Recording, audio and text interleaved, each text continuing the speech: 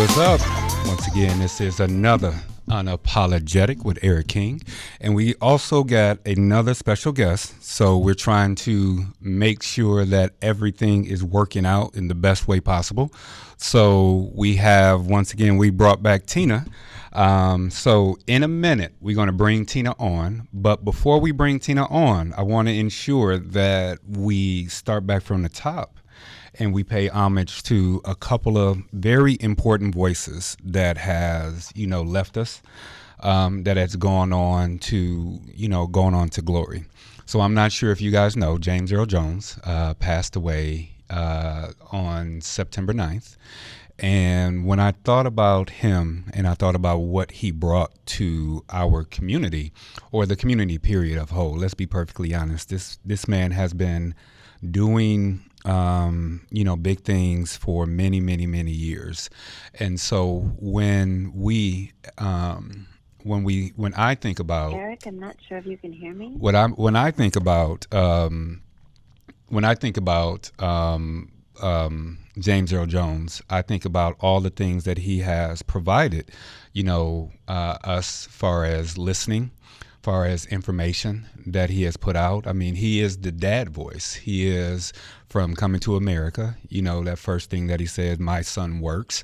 When he came to America. Then the Lion King. He is the voice of Africa. He is every time I see a lion now, since Lion King, I thought about James Earl Jones.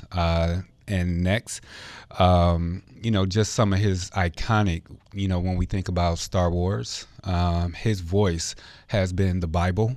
So today we're going to talk with Tina, and Tina's going to talk a little bit about communication. And in doing that communication, I just wanted to take a little time out first to honor James Earl Jones and everything that he has meant to me growing up, and some of the other individuals that were a part of our, my generation, right? So we had Coming to America, we had Lion King, we had Darth Vader, and Star Wars. And then later on, he did the Bible, and that iconic voice he gave to the masses. So, rest in heaven, James Earl Jones. And then next, today, we lost another voice, a legend. We lost Frankie Beverly. So Frankie, the iconic Frankie Beverly and Mays, who has been a staple institution. His music, or their music, was every bit of the soundtrack for every cookout, every card game, everything that, growing up, my grandparents, like I said last week, my grandmother used to carry her Crown Royal. He used to carry her 22 in a Crown Royal bag, and everything that we did, family reunions, Before I Let You Go, was always a staple in our house. And I never had the opportunity to enjoy Frankie Beverly, which, to me was, something that I wish I had happen. Even when I had the opportunity when I grew up, I had the opportunity to go see, at the Cincinnati Jazz Fest or any place else. And I didn't, take the opportunity. But I always enjoyed his music, and I always enjoyed what he stood for. So I really appreciated him.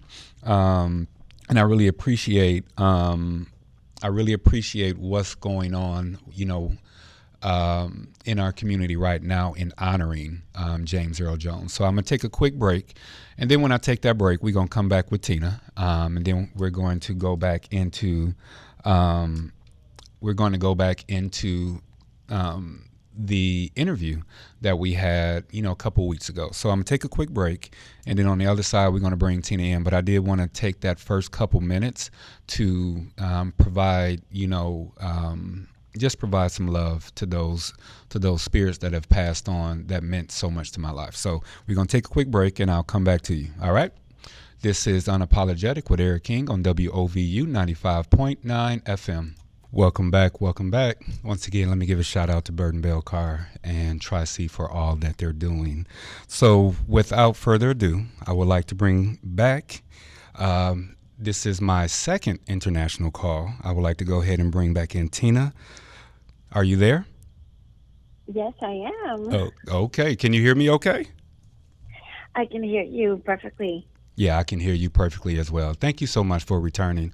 I think we got somewhat of the technical difficulty taken care of, but this is radio and this is live radio. So we're going to go ahead and attempt to do everything possible to ensure that we get back to what we were talking about. Just to give a recap, a couple weeks ago we brought you on to talk a little bit about communication. You are a coach. You are currently located in Canada. You have recently gotten back from what was that, Greece? Is that about right? Greece. Yeah, when you and I first spoke, and you and your work that you've done is assisting individuals with communication. Can you just tell the audience your organization and why you chose to, or just why you chose to go into this work in the first place? Mm-hmm. Mm-hmm. Well, first of all, thank you so much for having me the first time, and thank you for getting me back the second time. So it's such a pleasure to be here online with you. I find that communication is the heart of everything. Mm-hmm. So growing up, I grew up in a family that there was a lot of love around us, but we weren't a very communicative family. We were very non-confrontational, and I found when I grew up and I left home that was one of my that was a skill that I really needed to learn. And I found once I became a better communicator in all my relationships, things started to get better in my life. I started to thrive. And so I made it a focus point that I would work in the field of coaching, but the part that I emphasize a lot is how to communicate. Number one, how do I communicate with myself? Right. So I think that's the root cause of our lack of communication is when we ourselves don't know what we're feeling, what we want, what we need, when we're not honest and authentic with our own, with our own self. Mm-hmm. And that just kind of like escalates and it overflows onto other people. Right. So that's why I think I got into communication more so because I felt the lack of it in my life. I wasn't good at it. I wasn't a good communicator. I kept a lot of things in, and I was a true people pleaser. So having to recover from that. and this is why I love your title, right? Because communication means that I'm going to express what what I'm thinking, what I want, what I need, what I'm feeling, unapologetically, but also with kindness, right? Right. Communicating doesn't mean that I have to be mean to another person or rude or disrespectful, but it also doesn't mean that I should feel shame for what I'm feeling. Right. So I think that's something that just resonated so much with your title, being unapologetic. So yeah. I appreciate that. So today we're going to be pretty streamlined about what we talk about, because I want to make sure that all that you do, the listeners get a hold of, and also maybe even they give you a call. You are communication. When I'm working with clients, I give a formula, and I think I said this last time. Communication plus collaboration equals trust. So if you're communicating well with anyone you're in a relationship with, and you're working well together in that communication, then you're going to see an increase in the amount of trust within that relationship. And I know that although what you do and what I do at times, especially in America, can seem at odds, right? So a person that in America that is a coach, at times we see them as individuals that are attempting to circumvent the behavioralistic side of human improvement.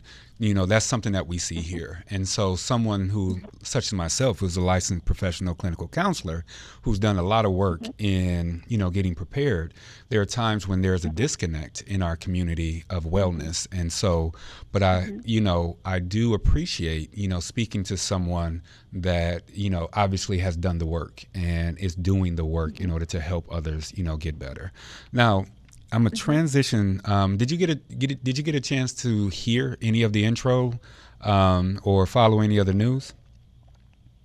No, I didn't. Okay, yeah, the technology was technology, in, as they say. So this week we lost two great voices. One on September 9th, we lost James Earl Jones, who his voice, the way that he articulates and the way that he has says his words. Who was an individual that actually struggled with diction, articulation, and he stuttered. Passed away. And so you can, if you didn't know what Darth Vader sounded like, or you didn't know what I'm sorry. If you didn't know, what Darth Vader looked like, you knew what he sounded like, right? So you can be standing next to, in the '70s, standing next to James Earl Jones, and he started talking in that iconic voice. Secondly, Mufasa, right? So that was something that he did as well. So, and then the second communicator, I'm not sure, or the second entity, which is a singer by the name of Frankie Beverly and Mays. Do they have them up there? Have you heard of him? Okay, so what's interesting in the black community, you cannot go to a cookout, you cannot go to a family reunion without listening to Frankie Beverly, and so he passed away this morning. So those two great communicators, one communicator of words and passion through those words, as well as through song with Frankie Beverly. We lost those great communicators, so it's just serendipitous we have someone like you on the show today. Wow. Well, I'm a '70s girl, so I grew up with Star Wars. Yeah. And I think that voice, transcends in all my childhood memories. Yeah. Of the great Darth Vader voice, and of course later on with my own children, Lion King. So that was an incredible loss, and it's amazing how a few years ago during COVID, or right before COVID actually, when Clubhouse came out, if you're familiar with it, if you remember, Clubhouse, how that sort of affected us all, because we didn't have the picture, and we had that voice, and just listening to everyone's voice, how that resonates with us, right? And that's such a huge key in communication. Yeah. One of the things I tell people is texting is great. It can save a lot of time. Yeah. But when in doubt, like, just pick up the phone. And if you can see a person, even better. But I think you get so much more information when you hear someone's voice, and how many times there have been like misunderstanding, lack of communication through texting, right? So a voice is such an incredible tool for expressing your words, your feelings. Yes. Yeah, last time. Absolutely. And of course through music is another medium that, is so expressive. So those are two major losses in our community, of course. Did you, by any chance, know or, hear, what would you, if you say in the '70s? So if you're a '70s girl, Frankie Beverly, was all over the place, '70s, '80s, and '90s. Remember a song of his, or do you remember a feeling in listening to his songs? Because his music was all about uplifting and power, and uplifting individuals to be their greater self. I was always a lover. I have been since I was a little lover of music. So, yeah. I'm not gonna put you on the spot. I'm not gonna ask you. Yeah, you put me on the spot there right now. I'm not gonna put you on the spot and ask you your favorite Frankie Beverly. I'll let you on one of our breaks, do a quick Google search. But no, I'm just kidding. But what I do want to I'll definitely put it on my Spotify. Okay. I do want to return back to what we were talking about. And last time we talked a little bit about, miscommunication and texting and things like that. What I want to go back to is this concept of self-awareness. When you're working with someone, can you just talk about how you're working with them in being self-aware about how they are communicating verbally and non-verbally? And then, if you could, piggyback or reiterate what you were saying a little bit last time when communicating, and being self-aware when you're texting. Well, one of the things that I make a point of talking about with my clients is that a lot of times our words come out before our brain actually kicks in. Mm-hmm. So that's how we react to situations, or reacting to our emotions and our feelings. And then when we think about it, a lot of times, we've said things and we've regretted what we've said, or Mm-hmm. we've regretted not saying something, Right. right? Again, Right. a reaction to fear could be that, the lack Right. of using our voice. So when it comes to communication, self-awareness is key. Being Mm-hmm. aware of what we're feeling and being aware of how that is being reflected Yeah. on another person, or what we're trying to say to someone else. One of the things I get them to use is, and it takes a little while, but it's a great tool when you're tracking your emotions and your reactions, and how to take negative reactions in our form of communication and make it a positive action. So looking at the situation, like noting down that this was the situation, what I felt, whether it was fear or insecurity, disrespect, anger, whatever, and then what reaction came out of it, and how do I change that reaction into Yeah. a positive action. Yeah. So that has a key role in self-awareness, because a lot of times we don't realize that what we're saying to another person and what we're doing Mm-hmm. is just a cause of how we're being triggered, right? Yeah. And that trigger stems from usually something in our childhood. Yeah. So if we're aware of it, then we can control it. Yeah. So Can you I, can you go back to something? mm-hmm, So what you're mm-hmm, asking people is to take accountability. So if we go mm-hmm, back to self-awareness, we're asking people to take accountability for how they communicate to others. In this day and age, mm-hmm, a lot of times what we say or what we're seeing is that individuals are getting this message that I'm gonna put it out there, and mm-hmm, however way someone actually takes it is their fault.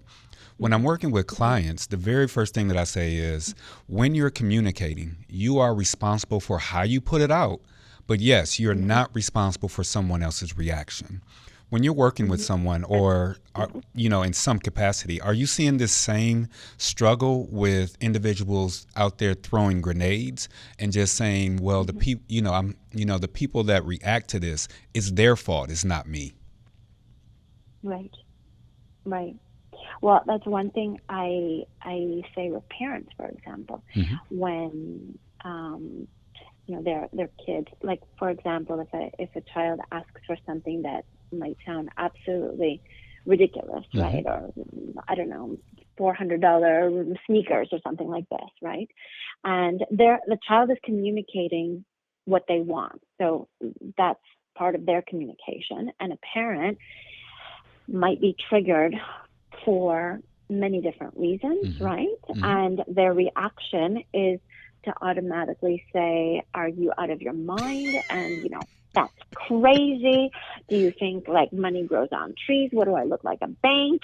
Something like this automatically. So that's our negative reaction Yeah. to a child who has just communicated something that they want. Mm-hmm. And what I say is that's where you got to press pause, not only when we're talking about like parents and children, Mm-hmm. but with whoever we're kind of getting all of a sudden a reaction. We can feel it in our body right away, right? Exactly. That's being aware of it, and just pressing that pause button and gathering our thoughts, and instead of turning it into, are you out of your mind, just kind of like turning it into, okay, like, let me just think about that. Or why don't you tell me why you think that this is really important, or why Yeah. you think you need to have it, right? Like, I'm interested in hearing your perspective. And of course, for children, what it does is it teaches them some sort of delayed gratification. And it Mm-hmm. doesn't automatically put the no in. It also doesn't automatically put the yes in.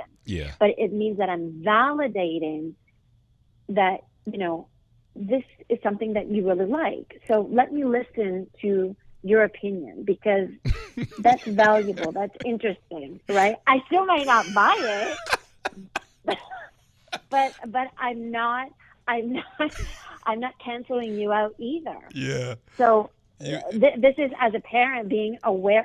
Now school is starting and yeah. everyone wants everything, right? So this subject has come up quite a lot these past few weeks. I was going to say, but wait, time out. I was going to say that. I was going to say this sounds real palatable for you. This sounds like something that you, because the way that you were saying it was just like, ooh, this is, I've triggered something in this one.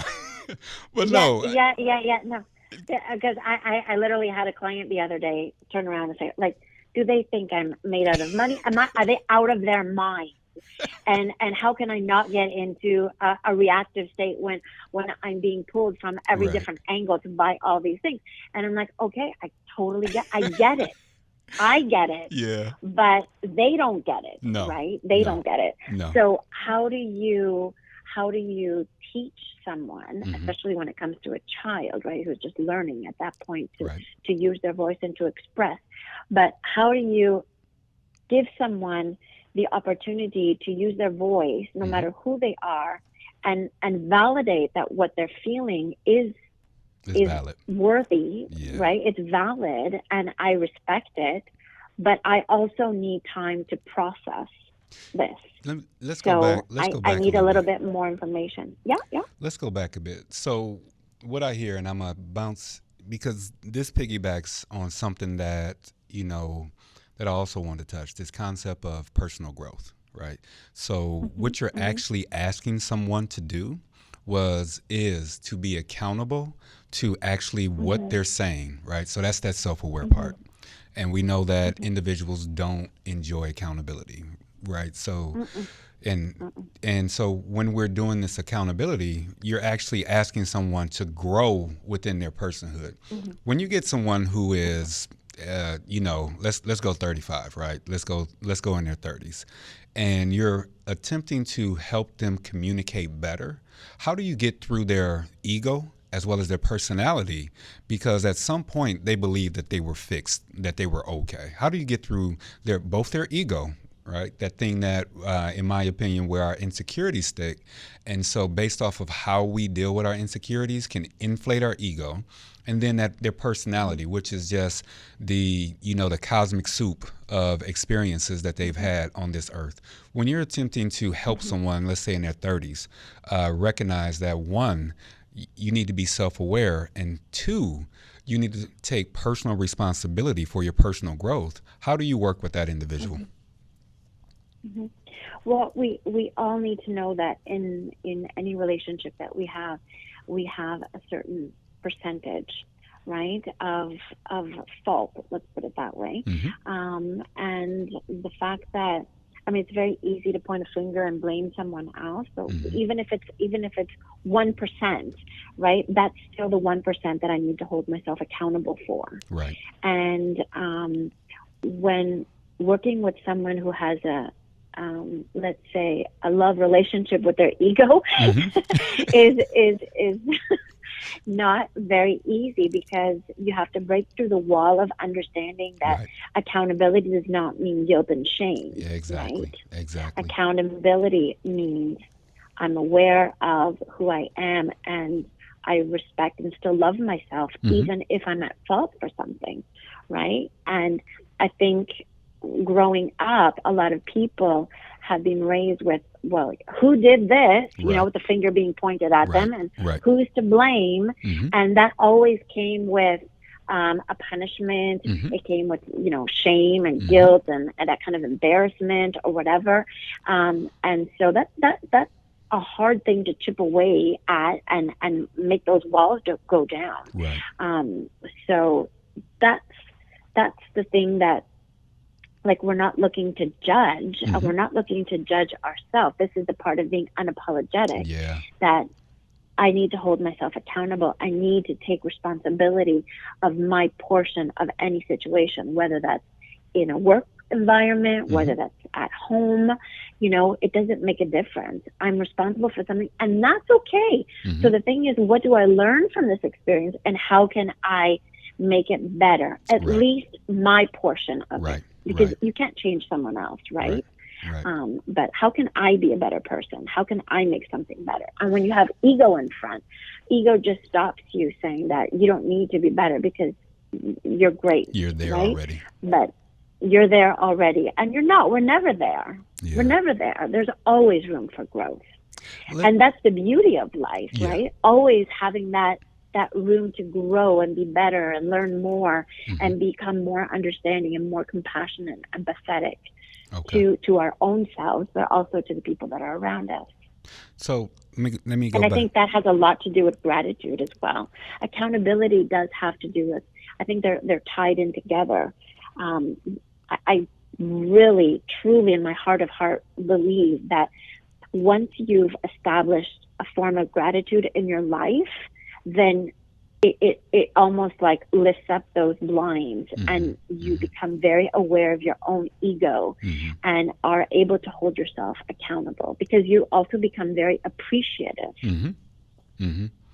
So we have a break coming up, and what I want to do is go back to that because what stood out or what I heard based off of what you're saying is when we work on understanding when our ego is leading in our communication as well as in our development, then we learn to do better. The process is we have to listen to someone that is Absolutely. that we believe can actually penetrate, right, that thing or that barrier that puts around us. So when we take a break, what I want you to come back and talk about is there are two different classifications. So there's a thing called boundaries in working with and barriers. Boundaries are things that you put around in order to keep you safe. Barriers are things that you put around you to keep you isolated. So when we come back, I want to touch on both personal development as well as personal growth in establishing healthy boundaries, but letting go of unhealthy barriers. All right? So you got that? You sure? Excellent. I All got right. it. All right. I got it. So what I'm going to do is take a quick break. This is Unapologetic on WOVU 95.9 FM. Welcome back. Welcome back. We got Tina on the line, and she is calling in from the one and only Canada. This is, like I said, my second international call, so I'm going to go ahead and give myself a pat on the back. So I got to get some more, though. I got to get some more international calls because it's kind of cool. Now that we figured out the technology. Anyway. Anywho, so we were on the other side. We were talking about this concept of communication, and it's not necessarily a concept. It's a necessity. At times, concepts are transitional. You can give it or you can't, but this is something that every individual, I truly believe, need a lesson on how to communicate with yourself and how to communicate with others. So the challenge that I had for you is, looking at this personal development and growth, we talked about barriers and we talked about boundaries. So boundaries are things that you put around yourself that in order to protect you. Barriers are things that you put around yourself to isolate you. When you're attempting to help someone understand how they're communicating barriers, but thinking they're communicating boundaries, how it has been a struggle for them. That's such a great question. I think a lot of people get so confused about that. So looking at, let's go with what people usually, the word that people usually use, which is the word boundary, right? And how to get them to understand like healthy boundaries. So healthy boundaries would be when, and again, this is going into self-awareness, being aware of your limits and being able to define your limits. So when you can clearly, I would say, identify what situations or interactions that you might have around you or behaviors make you feel uncomfortable or something that drains your energy, knowing your limits will allow you to set your boundaries. So that will protect your emotional well-being or your mental well-being. So understanding your limits, right? Because again, we're using this word to, I think that's where the confusion comes from, right? So boundaries are also a way of making ourselves feel safe, but Yep. they're also a way of telling someone else using our behavior, right? Mm-hmm. That this is as far as you can come. This is as Right. far as, I'll allow you to get to me. Right. And that's when you have to communicate. So like defining your limits is one, communicating it, Mm-hmm. and being assertive, Mm-hmm. Mm-hmm. right? That's the one thing which is crucial to setting boundaries is once you're clear on them, you need to communicate them calmly, but you also have to be very confident about it. This is what I mean by being assertive, like the I statement, right? So this isn't ego.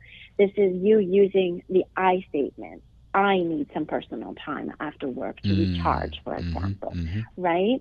I need to express that so another person understands my needs, right? And without putting the blaming or the criticizing. If you're being assertive by expressing what you need, then you've fallen through by respecting what your boundary is. Now it's up to the other person to be able to respect that. Again, that's not anything you can control, as I always tell people, especially people who are new to setting boundaries. Once you set a new boundary, you're probably going to get a lot of negative feelings from the other side, because this is something that they have to adjust to as well. That's why you need to be consistent. Right? Because when you set a boundary and this is something new in your life, another person is going to say, whoa, wait a second. Yeah. This wasn't there before. Like, what do you mean you need personal space, right? And they might take something like that. Another person might take your boundary as, they might take it personally. So this is where you need to stay consistent. You need to enforce your boundaries. You need to be consistent about it. If someone crosses the line, you need to politely, remind them of your limit.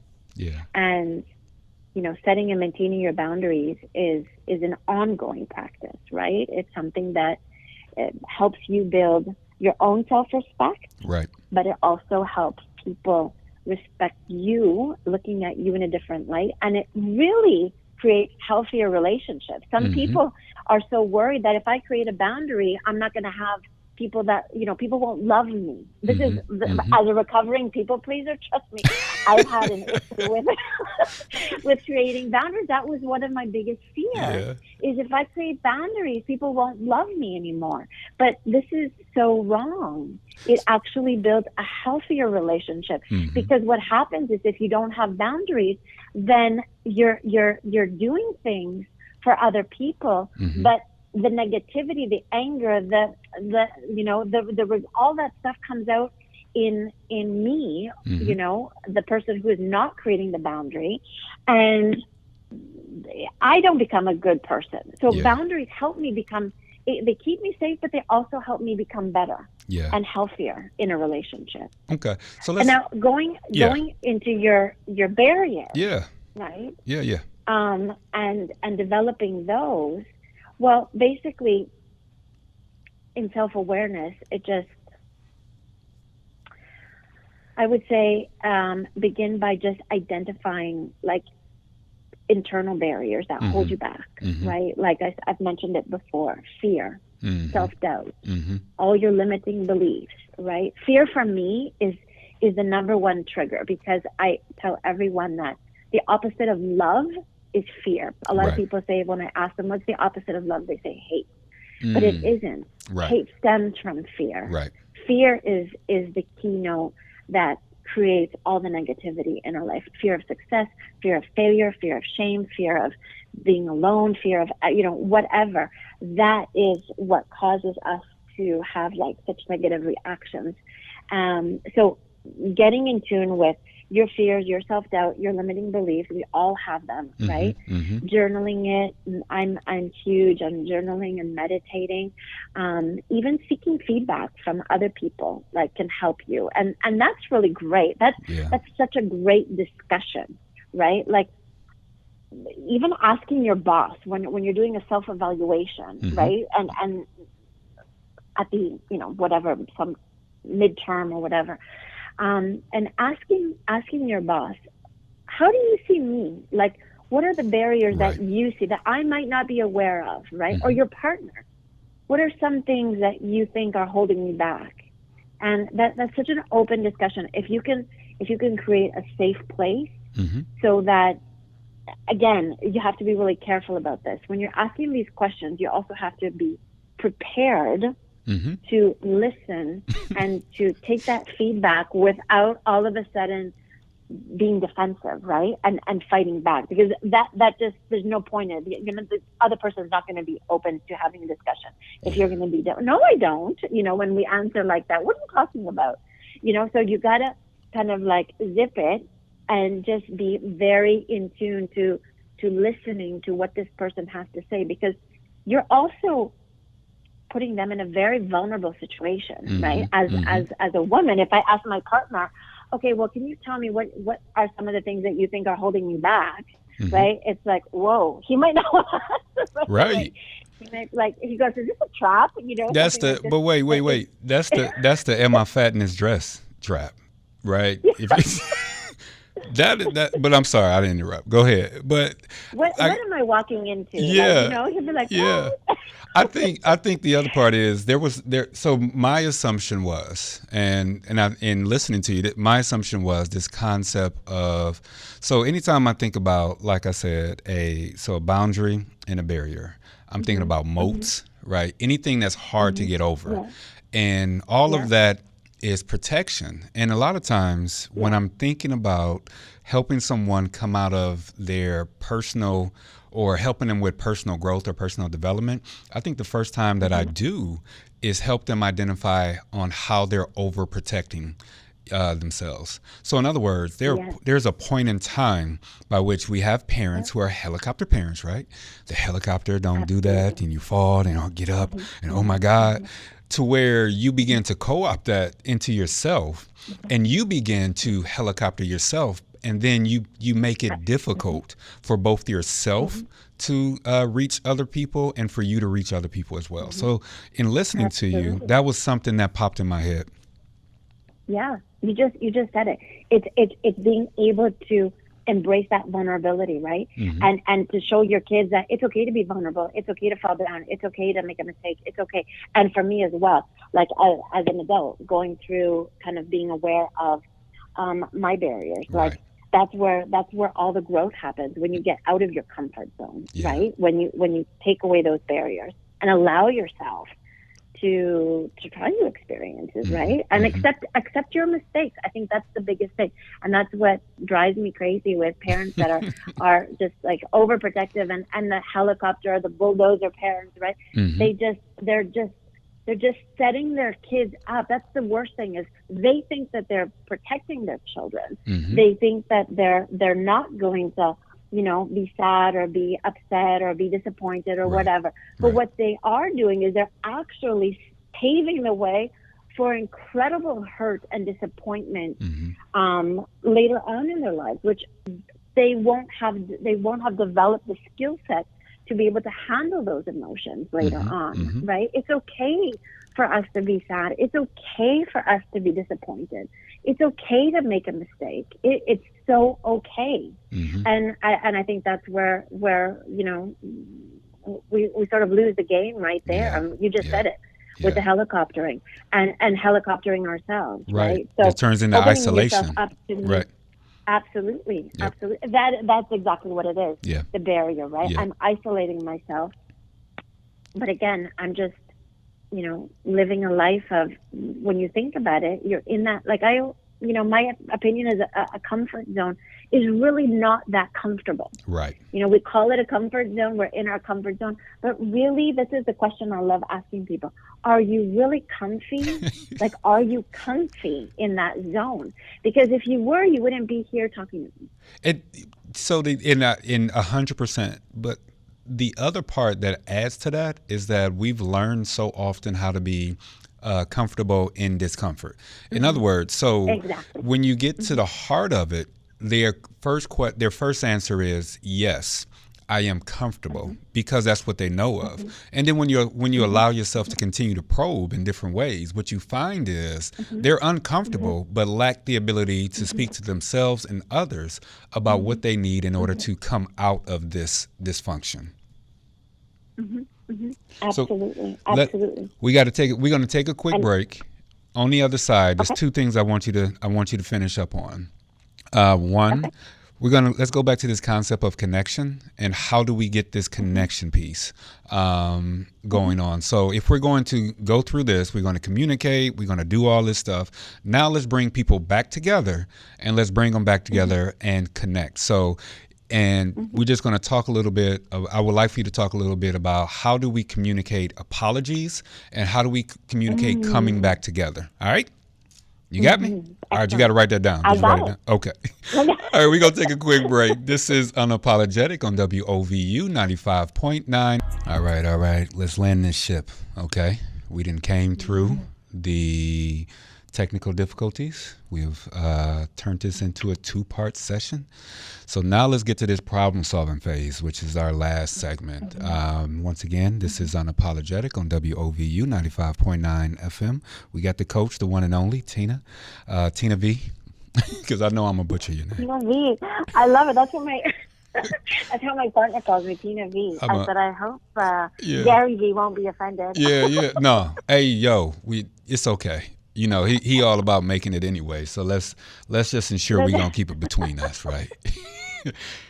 Anyway, so last week we had it was our first Wednesday of the month, and so we have my co-host during that time, Stephanie Kell Lewis. I call her Stephanie Kells, and so we talked a lot about boy moms, and in talking about boy moms, we talked about that, you know, communication and all that other good stuff and stuff like we're talking here. But what's more important is, you know, when a person is either a dad girl or a boy mom, however way I can't remember.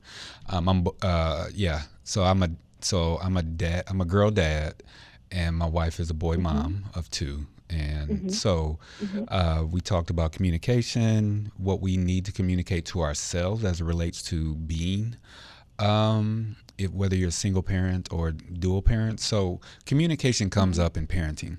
With that said, now let's bounce over to what we were talking about. In communicating, whether in any way, how do you communicate the concept of an apology to those that you work with? I'm going to answer your question, but one of the things that I love what you said about a boy mom, girl dad and a boy mom. So I'm a mom.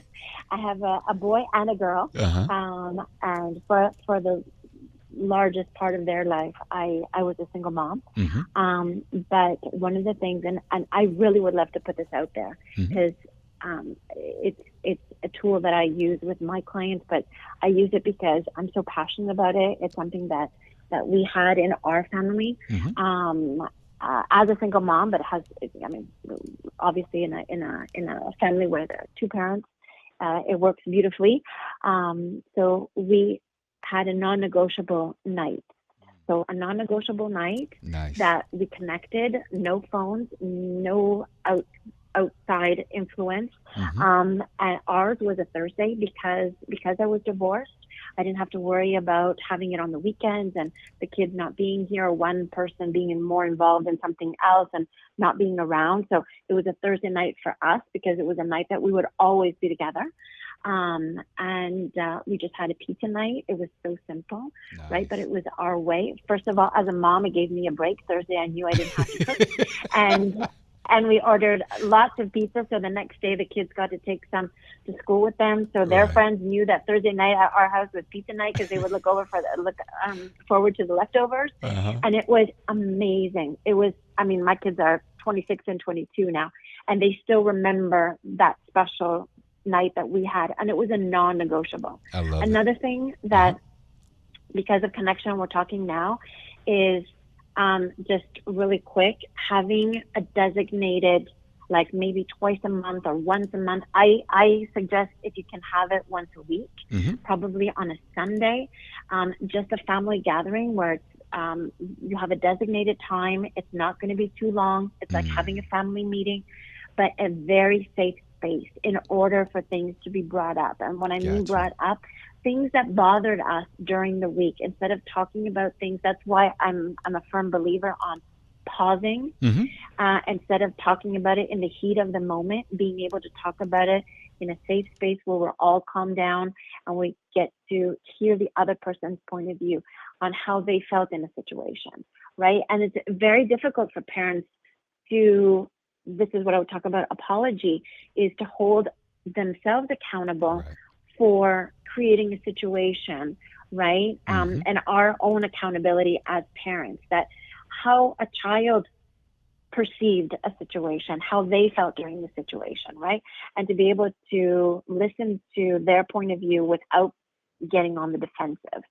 And of course, as a parent, being able to have that discussion with the children. So it's, again, it's a meeting that we're not here to judge. We're not here to criticize. We're not here to defend ourselves. We're just here to vocalize my own emotions and my feelings. Right.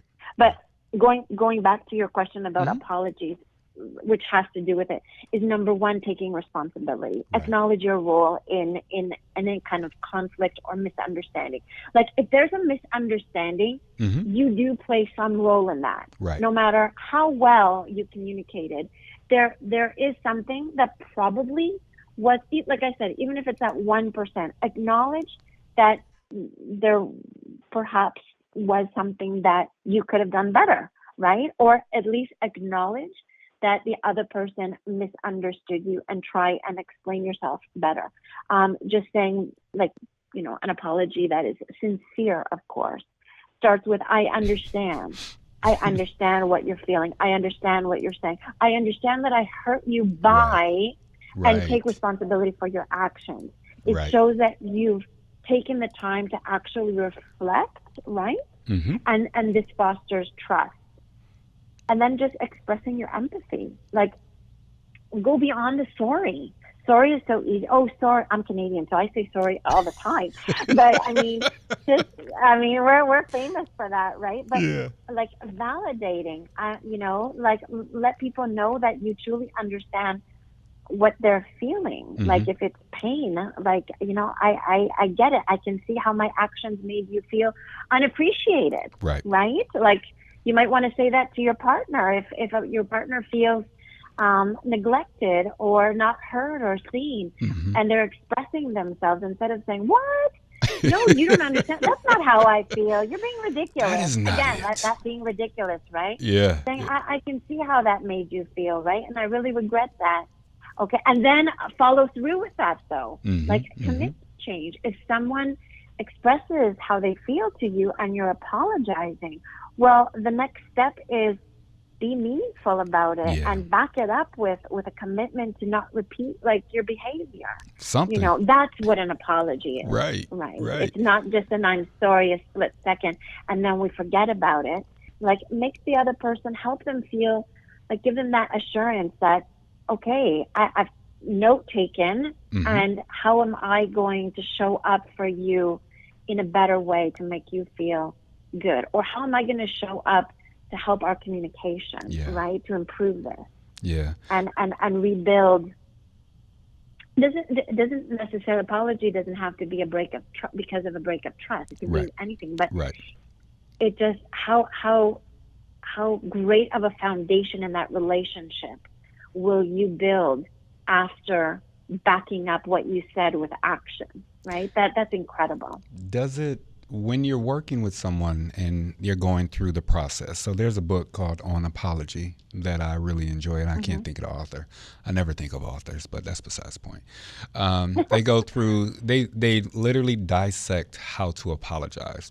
When you are working with someone and assisting them with step-by-step measures on how to apologize, what are some ways, or what does that look like in working with someone with you and communicating that apology to someone that they actually care about? Now, someone they don't care about, that's different.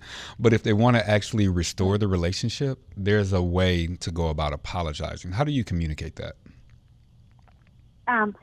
Well, I think you mentioned it at the beginning when you talked about ego, Mm-hmm. is putting ego at the door, checking that out, Right. right? Because ego will not let you apologize, or at least not let you authentically Yeah. apologize, Yeah. right? Yeah. Um, so checking ego at the door, and then just starting off with, I understand. You know what? That sentence alone, Mm-hmm. I understand, or I'm so glad you expressed how you feel, Mm-hmm. because it'll help me understand. For me, like if I'm just really upset and I say something to my partner, if my partner turns around and just says, you know what, I'm so happy that you expressed yourself and you felt safe to tell me, and I understand where you're coming from. I think right then and there, Yeah. I don't even Yeah. need to hear it. I'm sorry, right?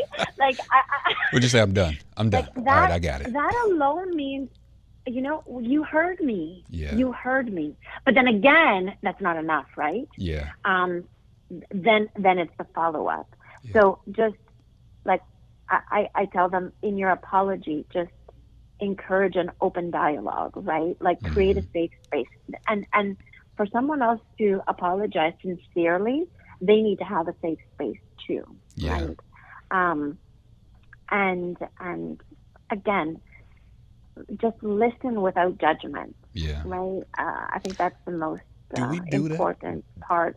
Is that Do we? well? So That's hard. what? So I know that we got to wrap up, and there was a second point, but when you're attempting to be genuine about something, that concept of listening without judgment is extremely hard now, because individuals are, in their opinion, are listening to communicate, when in reality they're listening to retort or to defend or to Exactly. do something to Exactly. that nature. How do you differentiate the difference between that, those entities that show up in every form of communication, whether we're talking about texting or voice memos, or we're talking about face to face or nonverbal? There are, you can see body language to where an individual is simply listening to retort or defend or knock a point down. Oh, absolutely. That's the problem, is that we're listening. We're just killing time because we want to say what's on our mind, right? Like we just want to rebuttal right away. So I think that is such a life skill, to be able to sit in like a conversation and just listen and absorb, right? Yeah. And just allow yourself to take it in and not respond right away. Right. And being able to say, okay, I heard you, but I need some time to think about this before I answer, right? So to be able to listen to someone's perspective in long term will offer you a much deeper understanding of the other person and a much deeper connection, because it fosters trust, right? So we got 30 seconds. Hold on. What I want you to, because we have covered a lot, and they're going to kick us off eventually. Somebody. So what I want you to do in these last 20 seconds is provide your contact information to where individuals can meet up with you. Well, they can find me on Instagram on oluvme, so it's OLUVME, so it's all of me. That my kind of note on that is just how we work with like our whole selves, right? And you can reach out to me on Instagram, or my email is oluvme3@gmail.com. All right. So I'd be happy to talk to anyone and just be out there. All and even if you just want to reach out on Instagram, love the follow, love the heart. We just want to motivate people to be happier and more fulfilled in life. All right, they're going to kick us out. All right, Tina V, thank you so much for joining us again. This is Unapologetic, and I'll catch you guys next week, and I see you later. Peace.